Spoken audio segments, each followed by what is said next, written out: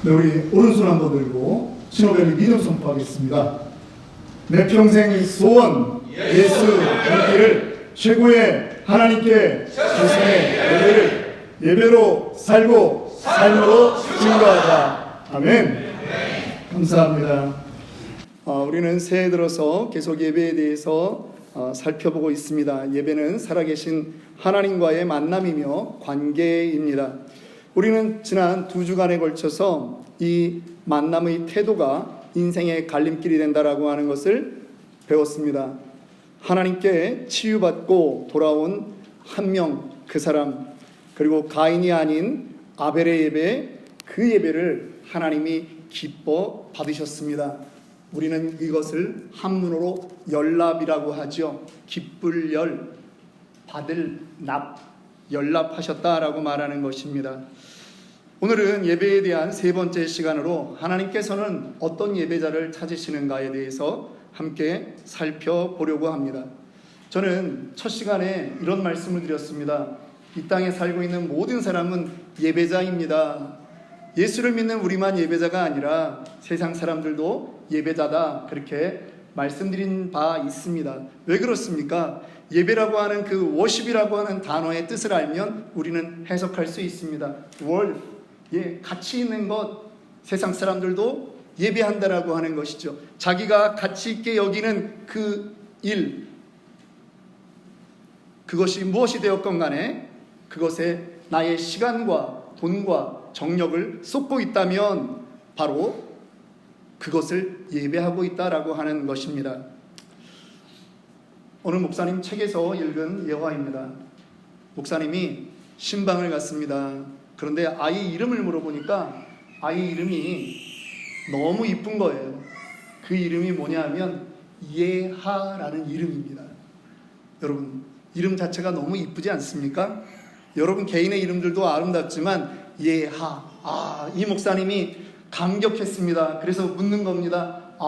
예수님과 하나님의 그 앞글자를 따서 이름을 지으셨군요. 그랬더니 엄마가 기분이 안 좋은 겁니다. 목사님, 그게 아니고요, 저희는 예일대와 하버드를 보내고자 그 이름을 지었습니다. 웃기면서도 슬픈 우리들의 이야기 아닙니까? 우리들의 솔직한 모습, 그것인 것 같습니다. 주일에는 하나님께 집중합니다. 하나님이 나의 주인이라고 우리는 주일에 찬양도 하고 기도도 하고 그렇게 지냅니다. 그런데 이제 월요일이 되면 우리의 갈망과 목마름을 가지고 우리는 다른 우물을 파기 시작하는 것입니다. 그것이 때로는 일이 될 수 있고, 때로는 관계가 될 수 있고, 때로는 우리 안에 있는 또 다른 내면의 욕망을 찾아가는 그러한 일들이 될 수 있습니다. 그런데 여러분, 제가 질문하고 싶은 것이 있습니다. 과연 이 땅에서 그 우물에서, 세상의 우물물에서 그것을 다 마신다면 우리의 목마름은 사라질까요? 오늘 우리가 읽은 요한복음 4장의 말씀은 사실 3장에서 계속 이어지는 말씀입니다. 3장에는 아주 유명한 사람의 이름이 등장합니다. 그 사람의 이름은 니고데모라고 하는 사람입니다. 니코데모스. 그 이름은 승리자요 정복자라고 하는 뜻입니다. 전설에 의하면 그의 가문은 유대 땅의 5대 갑부 중에 하나라고 그렇게 불리워졌던 사람입니다. 그리고 그 사람은 지금 유대의 지도자 반열에 들어가 있습니다. 우리식으로 얘기하면 국회의원이라고 하는 거죠. 산헤드린 공회원 70명 중에 한 명인 것입니다. 그런데 그가 어느 날 밤에 예수님을 찾아왔습니다. 세상의 명예와 건강과 지위와 돈으로도 어찌할 수 없는 내적인 그 목마름이 있었다라고 하는 것입니다. 그 목마름이 해결되지 않자 그는 그 밤에 남들의 눈을 피해서 예수님 앞에 왔던 것이죠. 4장에 등장하는 한 사람을 우리는 알고 있습니다. 이 사람에게는 이름이 없습니다. 성경 어디를 보아도 이 사람의 이름은 나오지 않습니다. 그런데 예수님은 그 사람을 만나기 위해서 지금 사마리아로 가는 것입니다. 우리가 읽지 않았지만 4장 3절과 4절을 보면 이렇게 말씀합니다. 유대를 떠나사 다시 갈릴리로 가실새 사마리아를 통과하여야 하겠는지라. 지도를 한번 볼까요? 유대 사람들, 이스라엘 사람들이 예루살렘에서 예배를 드리고 나서 자기가 살고 있는 갈릴리로 올라가려면 어떻게 가는지 나와 있는 지도입니다. 빨간 선이 보이십니까? 굳이 직선길로 올라가지 않는 것입니다. 밖으로 돌아서 요단강을 건너서 광야길을 선택해서 올라가다가 갈릴리로 들어갑니다. 그 중간에는 무엇이 있기 때문이죠? 사마리아라고 하는 땅이 있기 때문입니다. 그 땅 내가 밟지도 않겠다라고 하는 것이죠. 이 유대 사람들 얼마나 고집이 센지 모릅니다. 사실 사마리아라고 하는 이 땅은 여로보암 때 그들이 이 북이스라엘을 만들었던 곳이죠. 그런데 주전 722년에 아시리아, 역사에서는 아시리아라고 하고 우리 성경에서는 아수르라고 하죠. 그 아수르에 의해서 정복당했습니다. 그런데 아수르는 거기에다가 정복 군대를 갖다가 주둔하는 것입니다. 그래서 그곳의 여인들과 통혼하게 함으로 그 유대인들의 피가 혼혈민족이 되어버린 것입니다. 몇백 년이 지나면서 자연스럽게 그곳은 혼혈민족이 되었습니다. 유대인들이, 이 남부 유대인들, 이 사람들이 그 땅을 더럽다고 밟지도 않는 것입니다. 그런데 이러한 역사, 문화적인 모든 것을 아시는 예수님, 특별히 예수님 자신도 유태인으로 오셨는데 그 예수가 지금 사마리아로 들어간다라고 하는 것은 파격 그 자체인 것이죠. 마치 하나님이 이 땅에 육신을 입고 성육신하셨던 그 일과 동일하다라고 생각할 수 있는 것입니다. 저는 우리의 예배도 그렇다라고 보는 것이지요. 여러분, 우리의 예배는 우리가 스스로 주님 앞에 나왔다 그렇게 생각하십니까? 만약 그렇게 생각하신다면 여러분을 너무 과대평가하신 것입니다. 우리의 죄성은 그렇지 않습니다. 우리의 죄성이 우리 스스로 하나님을 찾아 나간다, 그런 일은 일어나지 않습니다. 그런데 이미 하나님께서 파격적으로 우리를 찾아오셨습니다. 초청하셨습니다. 예배로 초청하신 거고 예배로 인도해 주신 거예요. 그래서 여러분들은 여러분이 결심하고 이 자리에 오신 것 같지만 사실은 하나님의 은혜가 여러분들에게 있었다라고 하는 것입니다. 우리의 예배는 그렇습니다. 자, 예수님이 이제 사마리아로 들어가는 그 모습을 5절, 6절을 보면 이렇게 나옵니다. 사마리아에 있는 수가라 하는 동네에 이르시니, 이제 수가성으로 들어가신 것입니다. 그리고 6절에 보니까 하반절에 예수께서 길 가시다가 피곤하여 우물 곁에 그대로 앉으시니 때가 6시쯤 되었더라. 저는 성경을 읽으면서 예수님의 이 수가성 방문, 사마리아에 있는 그 작은 한 성에 도착하신 이 시점이 그렇게 시간적으로 중요할까? 그런 생각도 해보았습니다. 그런데 요한은 특별히 그 시간을 기록하고 있는 거예요. 유대의 개념으로 6시라고 하는 시간은 오늘날 우리의 개념에 몇 시냐? 6을 더하시면 됩니다. 12시입니다. 낮 12시는 팔레스타인 날씨에 여러분 너무나 더운 날씨입니다. 찌는 듯한 더위가 있기 때문에 그 시간대에는 움직이는 사람도 없는 것이죠. 타는 듯한 태양 아래서 일할 사람이 없습니다.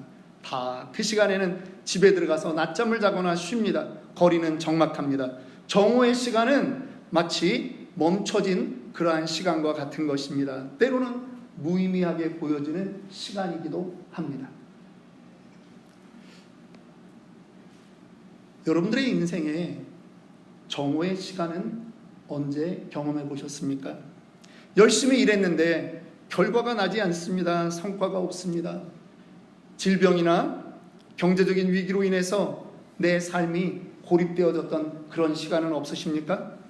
마치 하나님조차 나를 잊으신 것 같은 그러한 시간은 없으시냐 말입니다. 바로 그 시간이 정오의 시간인 것입니다. 저는 2003년 사스 때를 잊을 수가 없습니다. 저의 잘못이 단 하나도 없었습니다. 2008년 미국의 모기지 사태가 그렇지 않습니까? 최근 우리가 겪었던 코비드-19 팬데믹이 정오의 시간 아닙니까? 아니, 어떤 분에게는 무엇인가 해보려고 하는데 불황이 닥쳐옵니다. 이민국이 돌아다닙니다. 그래서 상황이 어렵습니다. 그냥 견뎌내야만 하는 그러한 시간, 그것이 바로 정오의 시간이라고 하는 것입니다. 그런데 놀라운 사실이 있습니다. 나 혼자 그 정오의 시간을 걸어가는 것 같은데 가보니까 누가 있다고요? 예수 그리스도가 먼저 그 자리에 와 계신 것입니다. 믿으십니까? 여러분, 혹시라도 여러분 인생에 이 정오의 시간을 만난다면 여러분 기억하십시오. 그 정오의 시간은 여러분 혼자 있는 시간이 아니라는 것입니다.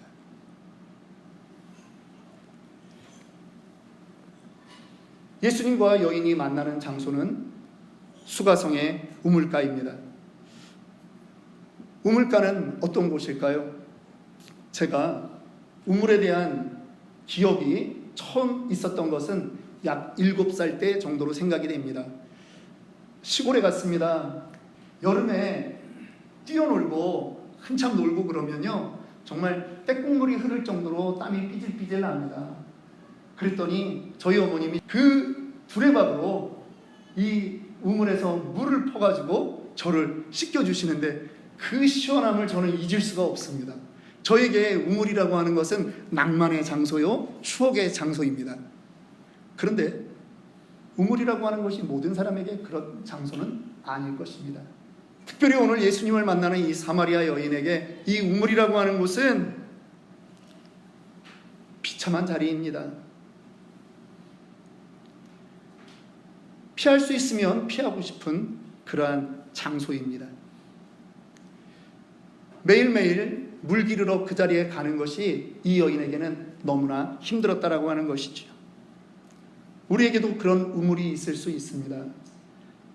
정말 싫은데 출근해야 되는 그러한 사람들이 있습니다.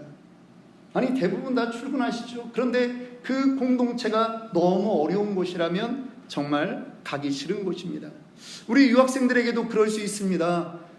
교수님 강의를 듣는 척은 하는데 앞부분 듣고 나서 이해했나 하면 뒷부분 벌써 지나가고 있는 거죠. 영어의 장벽이 그렇게 쉽게 무너지지 않거든요. 리포트를 써야 되는 그 일들이 그렇게 쉽지 않습니다. 관계로 인해서 어려움 겪는 그 삶의 현장이 사실은 피하면 피하고 싶은 그런 자리이지만 목구멍이 포도청이라고 하는 것 때문에 피할 수 없다면 그곳은 사마리아의 우물가라고 하는 것입니다. 우리는 예배를 흔히 특별한 장소에서 특별한 시간에 하나님을 만나서 예배한다, 우리는 그렇게 생각합니다. 작은 의미에서는 그 개념도 맞을 수 있습니다. 그러나 우리는 예배를 그저 주일날 이 한 시간 여기에 국한하지는 않습니다. 우리가 가지고 있는 예배의 진정한 개념은 우리의 전 시간대라고 하는 것이지요. 이 여인에게 그 우물가는 참 고통스러운 자리입니다. 떼약볕 아래 항아리를 이고 오는 것도 힘들지만 거기서 다시 물을 담아서 가는 그 길 쉽지 않습니다. 그런데 예수님이 지금 주도적으로 그 여인의 삶의 자리로 훅 들어오셨던 것이죠. 그것이 바로 우물가입니다. 하나님은 지금 예배자를 찾고 계시다라고 하는 의미인 것입니다. 7절 말씀 보겠습니다. 사마리아 여자 한 사람이 물을 기르러 왔음에 예수께서 물을 좀 달라 하시니. 여러분, 예수님에게 이 말은 자기의 갈증 하나 해결해야 되겠다라고 하는 말이 아닌 줄 우리는 잘 알고 있습니다. 이 여인과의 관계를 만들고자 하는 그러한 것이죠. 의도적인 접근인 것입니다. 예배는 우리가 교회에 왔을 때 그렇게 시작되는 것이 아닙니다. 우리의 일터에서 혹은 산더미 같이 쌓여있는 집안일 가운데 또 자녀들의 해결해 줘야 될 그러한 일들 가운데 우리가 하나님을 구할 때 우리는 경험할 수 있는 것, 바로 그것이 예배인 것입니다. 이 여인은 지금 그곳에서 주님을 만나게 되는 것이에요.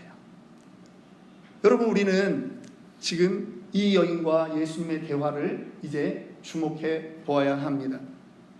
그들의 대화는 물에 대한 대화였습니다. 예수님이 물을 달라고 하면서 시작됐던 그 대화를 통해서 예수님이 가지고 있는 생수, 정말 끊임없는 그 공급되는 영적인 구원의 그 문제, 그것까지 지금 이해가 된 것입니다. 이 여인이 이해했는지는 모르겠습니다. 아마 이 여인은 그것을 이해하지 못한 것 같습니다. 왜 그렇습니까? 이 여인은 예수님이 구원에 대한 이야기, 영생에 대한 이야기를 하고 있는데 이 여인은 그 단어가 물이라고 하는 것이기 때문에 그 물을 나에게 주십시오. 그래서 내가 다시는 이 자리에 안 오게 해 주십시오 라고 반응하는 걸 보면 역시 그렇다라고 하는 거죠. 이해를 못했습니다. 우리도 그럴 수 있습니다. 하나님에게 모든 능력이 있습니다. 모든 보화가 하나님께 있습니다. 우리는 이렇게 말하면 어떻게 이해한다고요? 하나님, 물질을 나에게 주세요. 그 물질 나에게 주세요. 우리는 거기에 멈추는 경우도 많다라고 하는 것이죠. 예수님이 이 여인에게 생수로 표현되는 영생에 대한 것을 이야기할 때 예수님이 그 여인에게 묻는 것이 있습니다. 16절 말씀입니다. 우리가 오늘 읽었던 말씀인데 예수님이 하는 말씀을 한번 보십시오. 우리 함께 읽겠습니다. 시작. 이르시되 가서 내 남편을 불러오라. 우리는 미국에 이렇게 살면서요, 미국에서 사람들과의 관계를 하면서 조심해야 되는 그런 것들에 대해서 이야기를 들을 때가 있습니다. 저도 예전에 여행을 왔다가 미국에 이민자로 오래 사셨던 분들과 대화를 나누다 보니까 이분들이 그러시는 거예요. 저에게 이런 이야기들은 하시면 안 됩니다. 미국에서는 금기옵니다 라고 하는 말들이 있습니다. 어떤 거죠? 신분에 대한 문제, 그 다음 당신의 소득이 얼마나 되느냐, 그런 문제, 그리고 당신의 그 개인적인 결혼이라든가 이혼이라든가 그런 문제들, 이런 거에 대해서는 묻지 않는 것이 예의라고 하는 것입니다. 그런데 여러분, 지금 예수님이 내 남편을 불러오라 그럽니다. 21세기에 우리도 묻지 않는 거를 지금 예수님이 묻고 계신 거예요. 왜 남편이 와야 될까요? 이 궁금증을 여러분 끝까지, 오늘 설교를 다 끝나고 들을 때까지 그렇게 좀 가면서 이해하면 좋겠습니다. 사실 이 결혼 문제는 이 여인에게 있어서는 독특했습니다. 이 여인은 자기가 왜 정오의 시간에 이 뜨거운 태양볕 아래 물을 기르러 와야 되는지, 그 문제가 어디에 있다라고 생각했습니까? 결혼이라고 하는 문제에 있다라고 생각한 것입니다. 이 여인은 결혼이라는 단어만 들어도 지긋지긋한 것입니다. 예수님이 대신 말씀해 줍니다. 18절입니다. 여인이 먼저 말하는 거 한번 읽어볼게요. 17절입니다. 여자가 대답하여 이르되 나는 남편이 없나이다. 예수께서 이르시되 내가 남편이 없다 하는 말이 옳도다. 18절 너에게 남편 5이 있었고 지금 있는 자도 내 남편이 아니니 내 말이 참되도다. 우리는 예수님이 구원의 문제를 이야기하면서 남편을 데리고 오라는 것도 이해가 어렵지만, 처음 만나는 이 유대인 남자에게 자기의 그 이야기를 나는 남편이 없습니다 라고 이야기하는 그 여인도 우리는 사실은 잘 이해가 되지 않습니다. 당시 유대인들의 상황에서 이혼이라고 하는 것은 합법적인 그러한 부분이 있었습니다. 모세율법에 있었습니다. 이혼 증서 써주면 되는 게 있었습니다. 그런데 그거는 누구만 할 수 있는 거라고요? 여자에게는 없는 권리입니다. 남자에게만 있는 권리입니다. 그러니까 이 여인의 5번의 결혼과 또 떠남은 그것이 사별이 되었든 이혼이 되었든 이 여인에겐 대단히 아픈 그러한 과거라고 하는 것이죠. 그리고 지금 이 여인은 또 어떤 남자랑 살고 있습니다.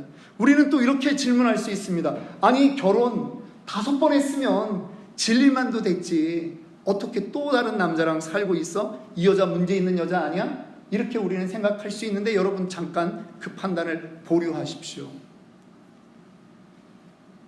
이스라엘에서 경제적인 모든 주권은 남자에게만 있습니다. 여성은 남자를 의탁하지 않으면 생계를 유지할 수 없는 것이 그 당시 사회였습니다.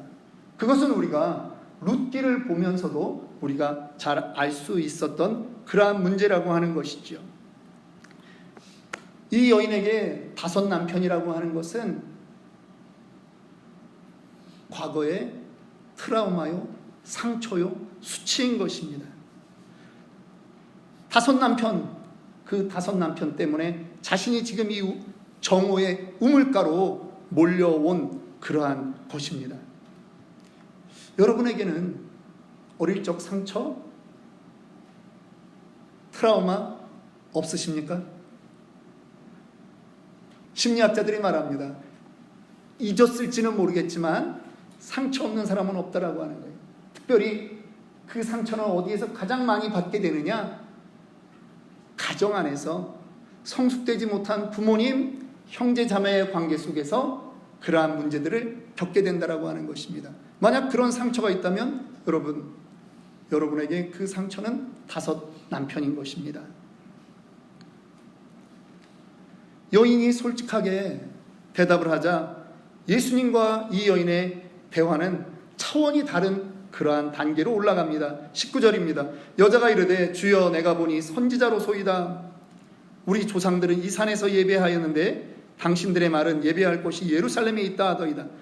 아니, 갑자기 이 사마리아 여인은 예수님을 선지자로 인정함과 동시에 갑자기 질문이 나오는 것입니다.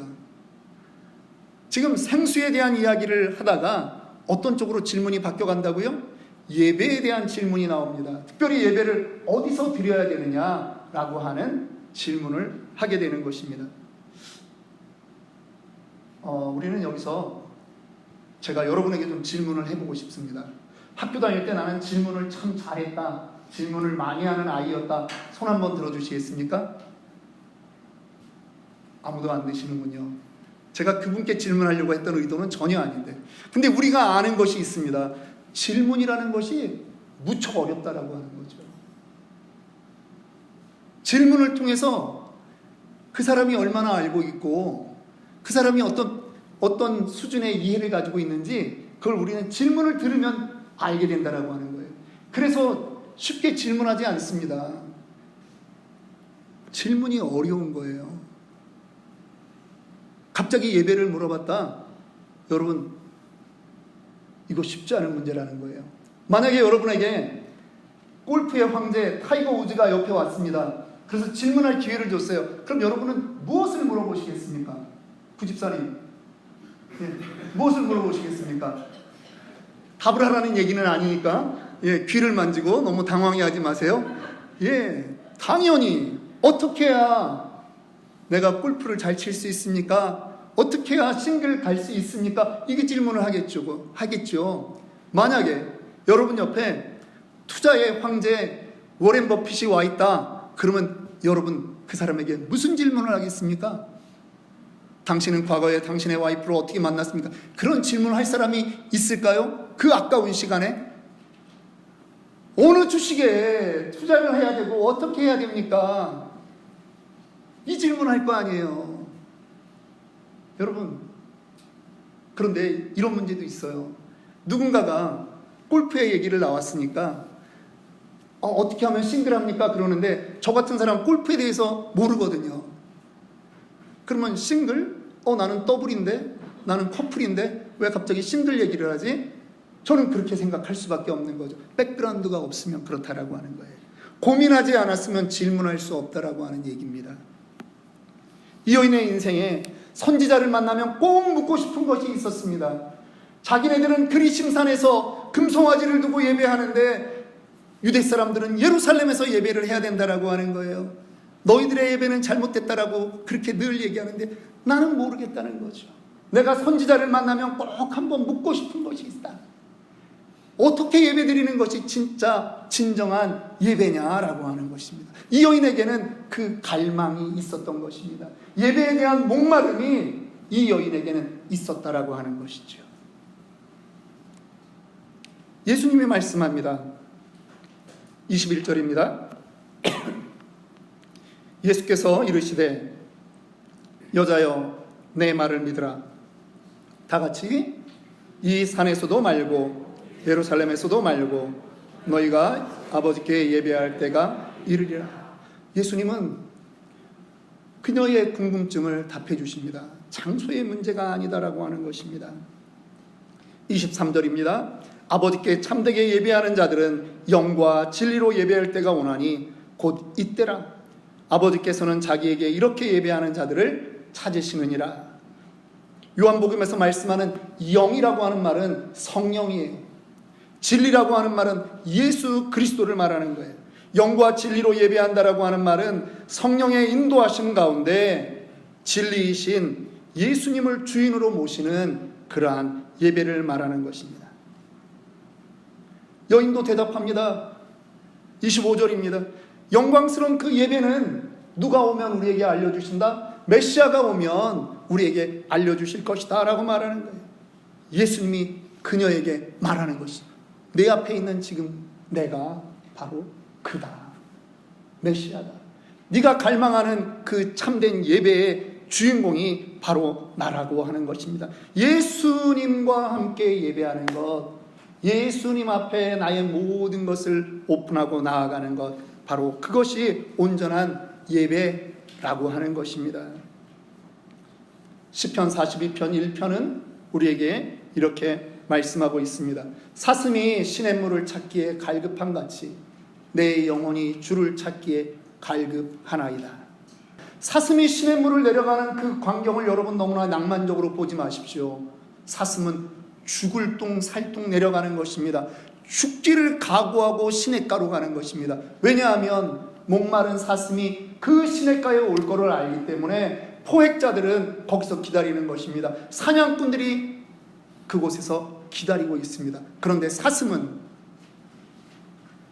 물을 먹기 위해서 죽기를 각오하고 가는 것이라는 거죠. 여러분, 오늘 우리의 예배가 그 목마름의 예배가 되어야 된다라고 하는 것이 오늘 예수 그리스도의 뜻이라고 하는 것입니다. 타는 목마름으로 그렇게 간절한 마음으로 드리는 예배가 우리의 예배가 되어야 된다라고 하는 것이고, 하나님이 지금 그러한 영혼을 찾으신다라고 하는 것을 이 사마리아 우물가에서 말씀하고 있는 것입니다. 저는 우리 교회에 청년 한 명과 예전에 삶의 간증을 제가 들었던 적이 있습니다. 제가 질문했습니다. 언제 예수를 믿게 되었느냐고 질문했습니다. 이 청년이 이야기합니다. 훈련을 받는데 군대에서 너무 힘든 거예요. 죽을 것 같은 거예요. 그래서 그때 하나님 살려주세요. 하나님 살려주세요. 나 이 과정 잘 마치게 해주세요. 그렇게 기도했다라고 하는 거죠. 그 학생이 지금 이 앞에 앉아 있습니다. 그 시간에 하나님의 이름을 부를 때 마음이 열렸다라고 저는 믿는 것이죠. 어떤 집사님도 이야기합니다. 모태신앙입니다. 과거에는 부모님들 따라서 교회 나갔습니다. 그래서 예배가 얼마나 소중하고 예배가 얼마나 기다려지는지 그거를 전혀 모르고 그렇게 살았다라고 하는 것이죠. 그런데 습관처럼 드렸던 그 예배자였는데 어느 날 군대에 갔습니다. 그 당시만 해도 90년대가 되었으니까 군대에서도 한 병사가 한 종교를 갖도록 그렇게 격려할 때였는데 고참이 말려서 예배를 못 드리게 하는 거예요. 교회를 못 가게 막는 거예요. 그러니까 안에서 예전에는 찾아볼 수 없는 자기의 목마름이 올라왔다라고 하는 것이죠. 참 예배자의 모습이 바로 이런 것 아니겠습니까? 말씀을 마칩니다. 여러분들이 저를 신방을 요청하셔서 만약에 제가 여러분들 가정에 가면 제가 어떻게 할까요? 예배를 드려드리고, 저는 차를 주시면 다소곳하게 차를 마실 겁니다. 밥을 주시면 저는 조용히 밥을 잘 먹을 것입니다. 그런데 그렇게 기대했던 조 목사가 갑자기 벌떡 일어나서 이 집 거라지는 어떻게 생긴 거야? 그리고 문을 엽니다. 거라지를 봅니다. 아니, 쓰레기가 다 있네? 그러더니 이 집 안방이 어디 있어요? 그러더니 안방을 열어봅니다. 어우, 침대 쿠션이 괜찮은가요? 하고 지가 먼저 누워봅니다. 아니, 그러더니 또 이 집 세탁기는 어떤 거예요? 돌아가고 있는 세탁기 한번 또 지가 구경을 하고요. 냉장고는 뭐가 들었죠? 하고 연다면, 아니, 저는 그렇게 하지 않는다라고 하는 거예요. 왜? 저는 손님이기 때문에 그렇게 하지 않습니다. 저는 매너 있게 그렇게 하고 저는 집으로 돌아올 겁니다. 그리고 집에 오면 저는 양복 웃도리만 벗고도 피곤해 소파에 눕습니다. 소파와 혼연일체가 되어서 여보 물 한 잔, 그럴지도 모릅니다. 아니, 이건 저만 그런 게 아니에요. 저희 아내는 제가 양말을 벗어서 그 빨래통에 던져놓지 못하면 저희 아내가 바로 하는 말이 있습니다. 좀 빨래통에 제대로 넣으라고. 저는 그 말이 받아들이지 않습니다. 왜? 그 말은 저를 이 집의 손님이 아니라 당신은 이 집 주인이에요 라고 하는 의미이기 때문입니다.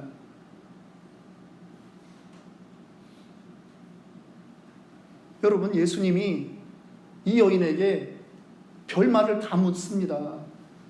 네 남편을 데려와라. 아니, 남편과 구원이 도대체 예수님의 그 복음 진리에 무슨 상관이라고 지금 남편을 데려오라고 하는 것입니까? 왜 다섯 남편이라고 하는 존재를 예수님이 알면서도 그거를 왜 묻느냐라고 하는 거예요. 그런데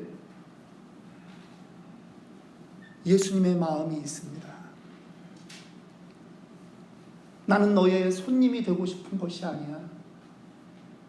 나는 너의 주인이 되고 싶어.